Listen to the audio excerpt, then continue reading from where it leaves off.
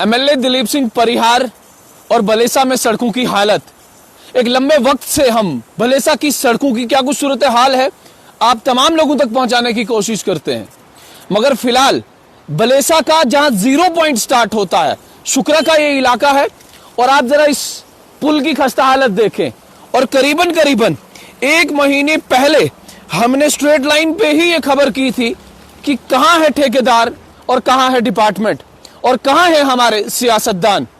या तो सियासतदान डिपार्टमेंट से नहीं पूछते और डिपार्टमेंट ठेकेदार से नहीं पूछते। हर बार स्टेज कॉन्ट्रैक्ट में लाखों और करोड़ों रुपए की रकम जो है वो विड्रा की जाती है, या तो उस रकम में एम्बेजलमेंट की जाती है।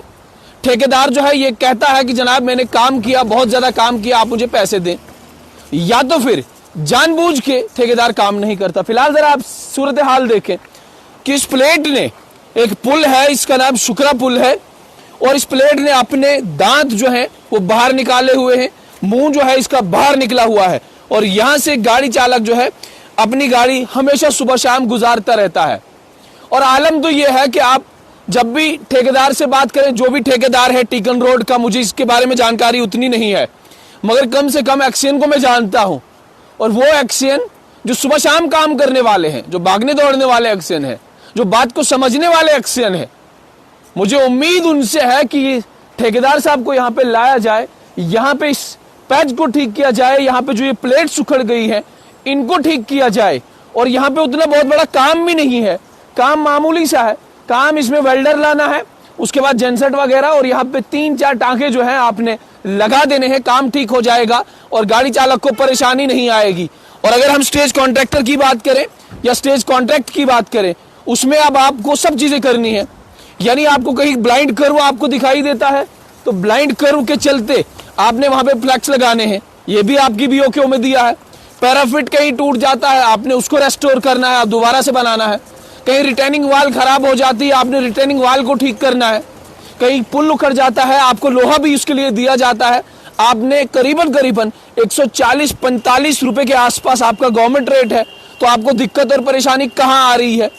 इसलिए उम्मीद और तवक्का इस बात की हमारे एक्सियन गुंदों से कि जरूर इस बात को गौरव फिक्र में वो लाएंगे, और हमारे एक भद्रवा कॉन्स्टिट्यूएंसी के एमएलए साहब बिल्कुल ठीक इसी पुल के साथ में ऊपर 10 कदम की दूरी पे एमएलए साहब का घर है। मैं उम्मीद करता हूं कि अगर मुझे कहीं भी एमएलए साहब देखें तो उनसे गुजारिश कि जनाब एक तो ठेकेदार साहब को यहाँ बुलाएं, और दूसरा एक्सियन साहब को भी ये बताएं कि ये पुल की खस्ता हालत क्यों हुई। भाजपा की सरकार तो ये दावा करती है कि हमारे पास 24 घंटे पैसा होता है। अगर आपके पास 24 घंटा पैसा होता है तो भलेसा में सड़कों की हालत कैसे खराब हो गई।